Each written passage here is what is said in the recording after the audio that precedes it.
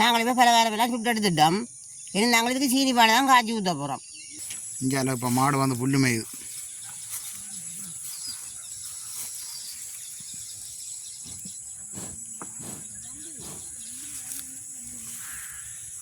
அடுத்தது வந்து சிவப்பு கலர் பாருங்க எப்படி இருக்காண்டு.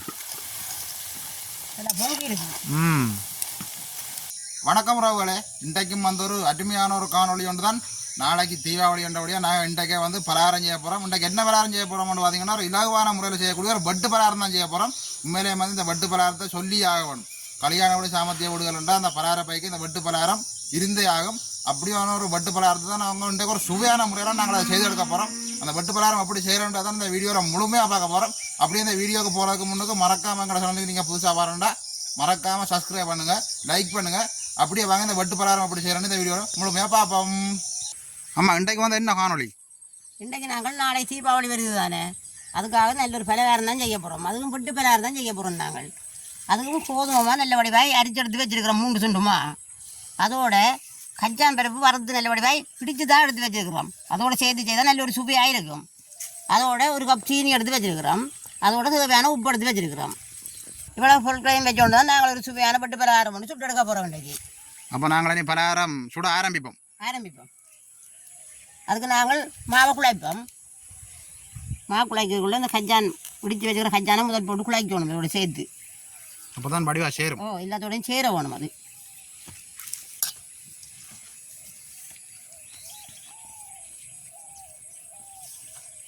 வடிவா பிணைஞ்சு குழைச்சா தான் சேரும். நாங்களும் இந்த பட்டு பலகாரத்துக்குள்ளே கொஞ்சம் கஞ்சான் மாவும் சேர்த்து செய்தோம்தான் நல்ல ஒரு சுவையாக இருக்கும். வளமையாக செய்கிறத விட ஒரு சுவையாக இருக்கும். இந்த கஞ்சான் மா சேர்ந்த உடனே ஒரு சுவையாக இருக்கும். எங்கள்கிட்ட கஞ்சான் பருப்பு இருக்கிறபடியாக நாங்கள் அதை சேர்த்து கொள்கிறோம். செய்து பாருங்க நீங்களும். கஞ்சான் மாவெல்லாம் சேர்த்து குழைச்சிட்டோம். இனி தேவையான உப்பை சேர்ப்போம். உப்பாக கணக்க போட தேவையில்லை.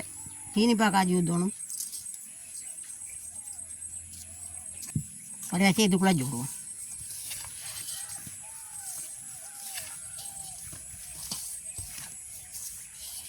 நாங்கள் குழைச்செடுத்தோம்மா கொஞ்சம் கலர் சேர்க்கணும். அது புறம்பா எடுத்து வேறு வேறு கலர் போட போகிறோம். கலர் போட்டால் தான் வடிவாக இருக்கும் பார்க்க. கலர் தேவையில்லாத கலர் போடாமல் செய்யலாம்.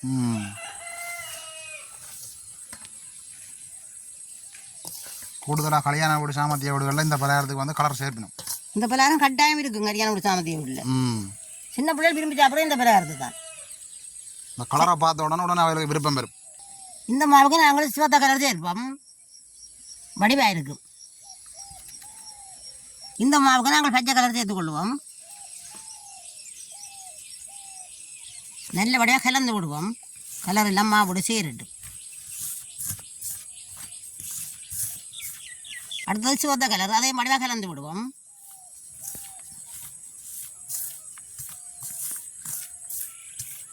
நாங்கள் இப்போ நல்ல வடிவாக 3 பாத்திரத்தில் இருக்கிற மாவையும் குழைச்செடுப்போம். வடிவாக குழைப்போம். பச்சை தண்ணி மட்டும் குழைக்கக்கூடாது. கொஞ்சம் மெல்லிய சுடு தண்ணி தான் போட்டு குழைக்கணும். எங்களோட கையில் ஊற்றக்கூடிய தண்ணியாக இருந்தால் சரி. கன தண்ணியும் போட்டு குழைக்கக்கூடாது. கொஞ்சம் கொஞ்சம் போட்டு குழைச்சாலும் நாங்கள் பருவத்துக்கு எடுக்கலாம்.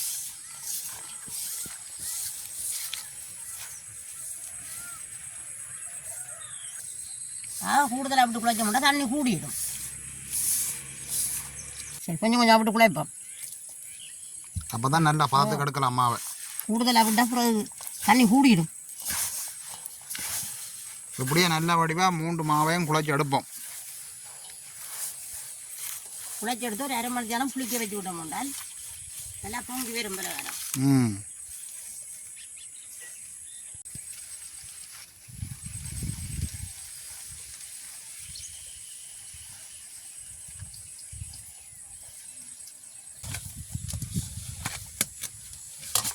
நல்லா நாங்கள் கொஞ்சம் குழைக்கணும். குழைக்க சொப்டாக வரும். கட்டக்கூடியதா வடிவேன்.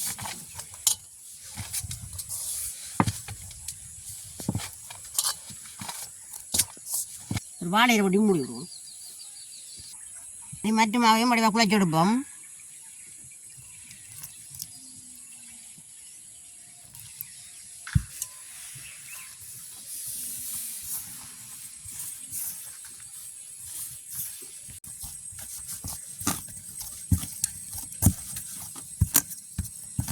பார்க்க நல்லா இருக்கும்மா இந்த சிவப்பு கலர்.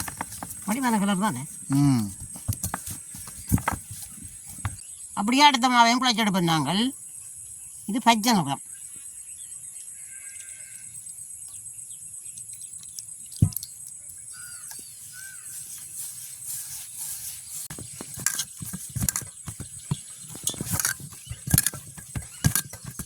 இப்போ பச்சை கலர்னு ரெடி. எல்லாம் குழைச்செடுத்துட்டோம். பச்சை கலரை பாருங்கள் எப்படி இருக்குன்னு. இலப்பச்சை நாங்கள் இப்போ 3 மாவும் குழைச்செடுத்துட்டோம். ஒரு அரை மணி நேரம் வச்சு மூடி விடுவோம், கொஞ்சம் புளிக்கட்டும். அப்போ தான் பொங்கி கொண்டு வரும் பலகாரம்.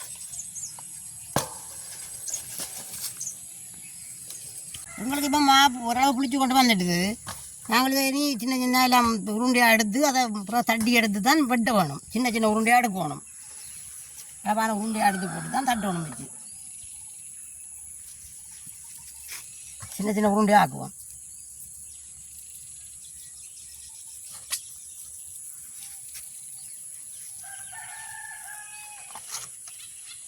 நாங்கள் இப்போ சின்ன சின்ன உருண்டையெல்லாம் பிடிச்சி எடுத்துட்டோம். இனி தட்டி எடுத்து போட்டு வெட்டுவோம்.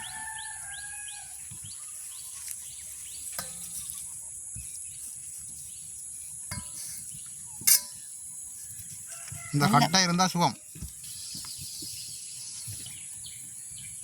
நாங்கள் நல்லா மெல்லிசாக தட்டணும். மெல்லிசாக தட்டினா தான் பலகாரம் பொங்கணும். இல்லை மொத்தமாக போட்டோம்னா அப்படியே பொங்காமல் இருக்கும், ரொட்டி மாதிரி இருக்கும்.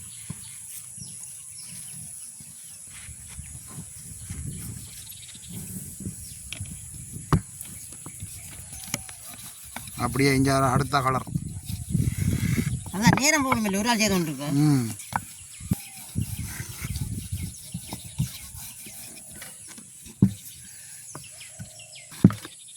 உங்களுக்கு என்ன டிசைன் பண்ணுமோ அதன்படி வெட்டலாம். ம். நாங்களும் ஒரு முக்கோண டிசைனில் வெட்டுவோம்.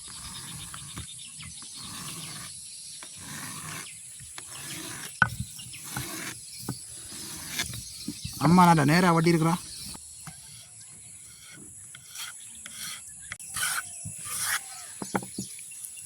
நாங்கள் இப்படியே இல்லாமாவையும் வெட்டி எடுப்போம். வெட்டி எடுத்து போட்டு தான் சுட துவங்குவோம்.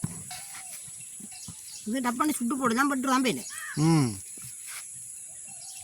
சாப்பிட்றதும் நல்ல சுகம். சாப்பிடலாம் ஒரு சுகமான பலகாரம் தான். சுட்டுறதுக்காக இருந்தால் சரி, சிலவும் குறைவு.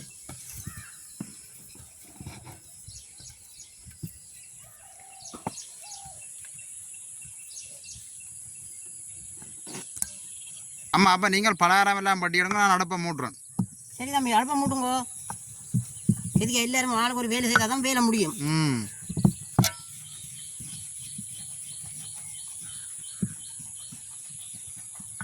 அம்மா அடுப்பு மாதிரியா வலிக்கிறட்டு சட்டியை வையுங்கோ. நான் வெட்டி கொண்டு இருக்கிறேன். ஆளுக்கு ஒரு வேலையாக செய்யணும். ம். இப்போ நாங்கள் சட்டி அடுப்பில் வைப்போம்.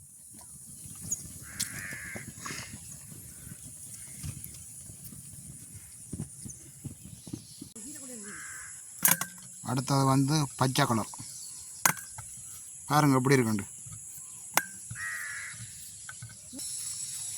இங்கே இப்போ மாடு வந்து புல்லு மேயுது.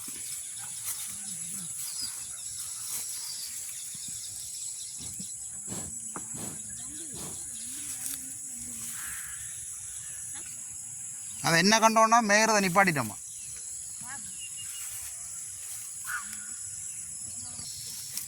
என்ன பண்ணி பார்க்குறேன்? இங்கே வா, இங்கே வா.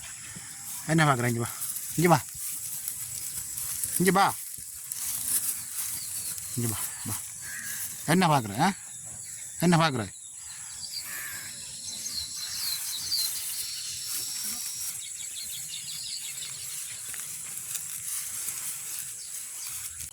என்னம்மா உங்களோட சட்டை கேட்ட கலர் போலோட கண்ணே? நானும் பார்த்தோம். நீங்கள் தம்பி நீங்கள் சொல்கிறீங்க பச்சை சட்டையும் பச்சை கலரும் மட்டும். ம்.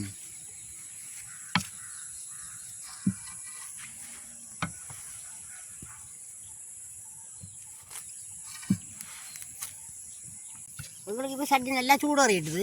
நாங்களே எண்ணெயை விடுவோம். எண்ணெய் எல்லாம் கொதிக்கணும்.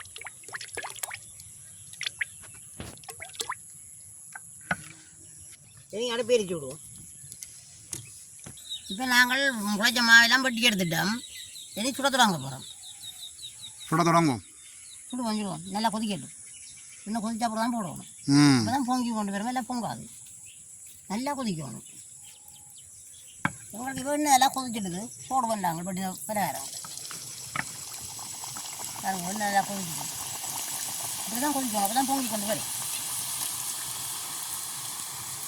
பயமாக்கிற கடுப்பு இல்லை இன்னும்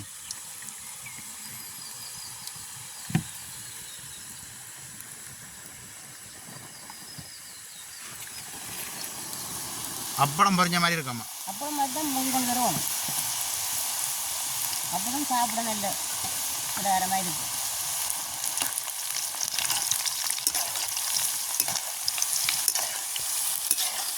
கொஞ்சம் அடுப்பு கொஞ்சம் குறைவாக வந்துருக்கேன். இப்போ கறி போட்டா கண்டு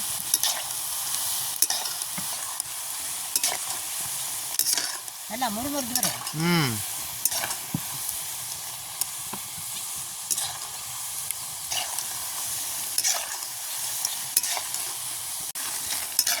இது நல்லா பொரிஞ்சோண்டு வந்தால் பொரிஞ்சுறத்துல வரும். அப்போ தான் பலகாரம் வடிவாயும் இருக்கு, பார்க்க முறுமுறு பயம் வரும்.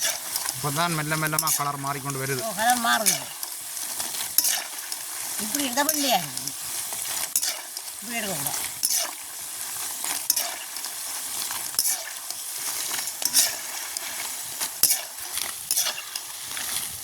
இப்போ பாருங்க எப்படி நிறம் மாறிக்கொண்டு வருதுண்டு. இன்னொரு கொஞ்சம் நிறக்கும். நல்லா பொரிஞ்சு நிறம் மாறிக்கொண்டு வந்துட்டு நாங்கள் படிச்செடுப்போம்.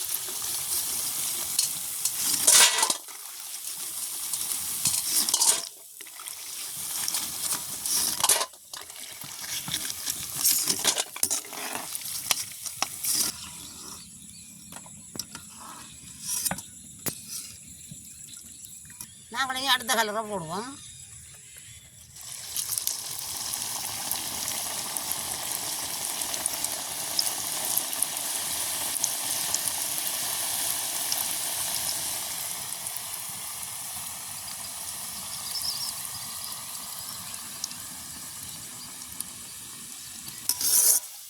அடுத்தது வந்து சிவப்பு கலர் பாருங்க எப்படி இருக்காண்டு. நல்லா பொங்கி இருக்கு. அது மெல்லிசை தட்டினா பொங்கும். இந்த வீட்டு பிரகாரம் தட்டுறதெல்லாம் இருக்குது. அதை விட மெல்லிசா தட்டினா தான் நல்ல சாப்பிடவும் நல்லா இருக்கும். நல்லா முருகை ரெண்டு இருக்குது.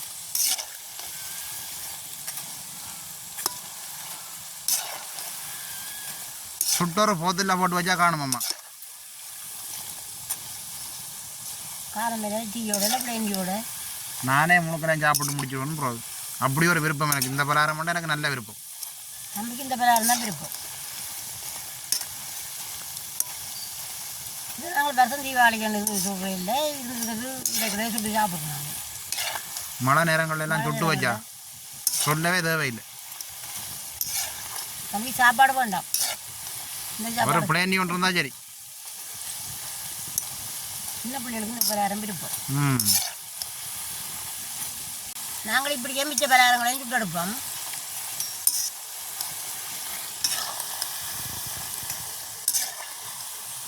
இது நல்லா பொரிஞ்சிடுது, நாங்கள் படிச்செடுப்போம். நல்லா முருண்டு வந்துச்சு.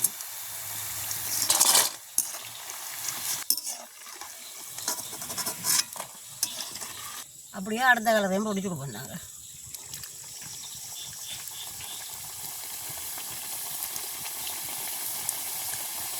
அடுத்தது வந்து பச்சை கலர் வடிவாக இருக்குது.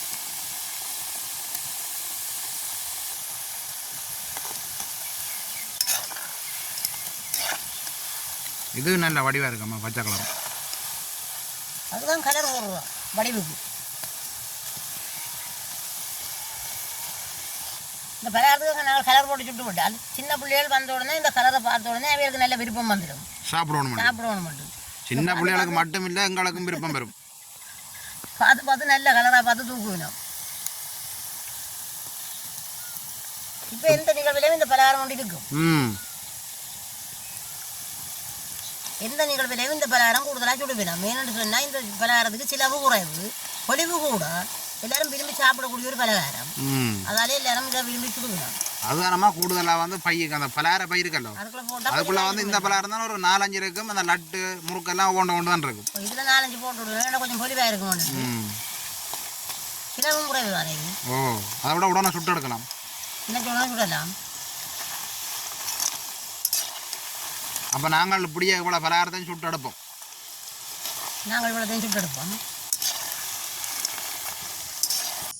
நாங்கள் இப்போ பலகாரம் எல்லாம் சுட்டு எடுத்துட்டோம். இனி நாங்கள் இதுக்கு சீனி பானை தான் காய்ச்சி ஊற்ற போகிறோம்.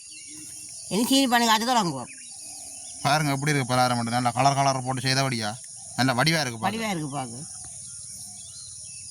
எங்களுக்கு இப்போ அடுப்பு நல்லா எரிய தொடங்கிட்டுது. நாங்கள் சட்டியை வைப்போம் சீனி பானை காய்ச்சறதுக்கு. நல்லா சட்டி சூடறிடு. முதல் சட்டி நல்லா சூடறிடுது. அளவான தண்ணி விடுவோம் நாங்கள்.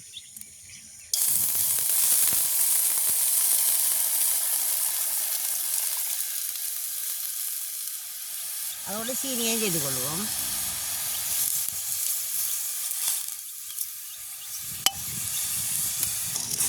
நல்ல வடிவாக கிண்டி கிண்டி கறியை விடுவோம் சீனி.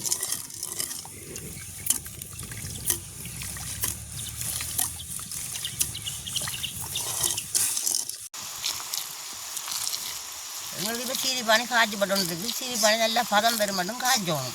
நல்லா கம்பி பதத்தில் பெறணும். இப்படி நாங்கள் அள்ளி ஊற்றினா கம்பி மாதிரி இருக்கணும்.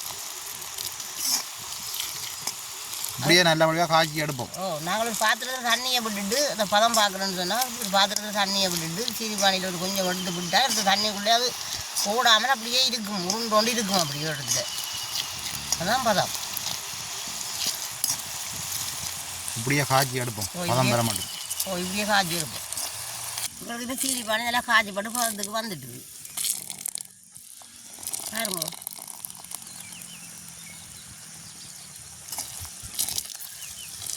சீனி பானை நல்ல பதத்துக்கு வந்துட்டு இது நாங்கள் வை பலகாரத்துக்கு விடுவோம். ஆக நல்லா முக காய்ச்சினா கல் மாதிரி வந்துடும். நல்லா சீனி பானை காய்ச்சி போட்டு அப்படியே பலகாரத்துக்கு நாங்கள் விடுவோம்.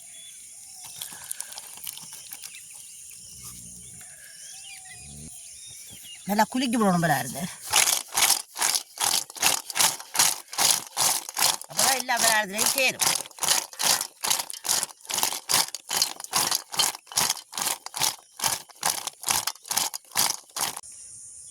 நாங்கள் சீனி பானையெல்லாம் காய்ச்சி ஊற்றி பலகாரம் எல்லாம் குலுக்கி எடுத்துட்டோம். இனி சாப்பிட்டு பார்க்கலாம்.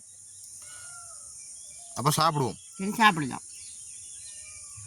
இப்போ பலகாரம் எல்லாம் சுட்டு எடுத்து கொண்டு வந்துட்டோம். அதோட வந்து நாங்கள் டீயோட சாப்பிட போகிறோம். டீயில் பிளேண்டி இருக்கணும் இந்த பலகாரத்துக்கு. சாப்பிடுவோம். இங்கே ஒரு பலகாரத்தை பிடிச்சி தூக்க எத்தனை பலகாரம் இருக்குதுன்னு பார்த்தீங்களா? உண்மையிலே தடமாக தான் இருக்குது. அந்த கச்சான் போட்டு செய்தனால நல்ல வாசமாக இருக்குது. சாப்பிட்டு கொண்டு இருக்க கச்சான் வாசம் தான் பெறுது.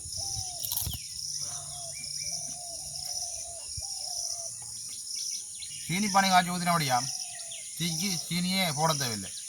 அந்தளவுக்கு ஒரு நல்ல ஒரு இனிப்பாக இருக்குது பலகாரம். எல்லா கலர்லையும் எடுத்து சாப்பிடுவோம்.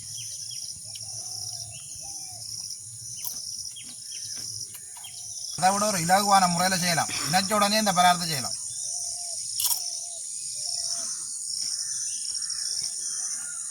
அதை விட அம்மா நேற்று சுட்டு கொண்டிருக்கே கொஞ்சம் பலகாரம் முடிஞ்சுது. உண்மையாக வந்து ஒரு அருமையான பலகாரம். சாப்பிட்டு கொண்டே இருக்கலாம். அவ்வளோ டீயும் ஒன்று இருந்தால் சொல்லவே தேவையில்லை. நீங்களும் இது பண்டிகை காலங்கள்லாம் இதை சுட்டு சாப்பிடணும் இல்லை. நேரம் கிடைக்கிற நேரமே ஒரு சுட்டு ஒரு போத்தில் போட்டு வச்சா பின்னேரம் இல்லை காலம் ஒரு 5-6 பலகாரமும் ஒரு பிளேண்டியும் அடிக்கா கொஞ்சம் நேரத்துக்கு நின்று பிடிக்கும். அப்போ நாங்கள் இந்த வீடியோவோட முடிச்சுக்கொள்வோம். மீண்டும் ஒரு அடுத்த நாளை சந்திப்போம். பாய் பாய்.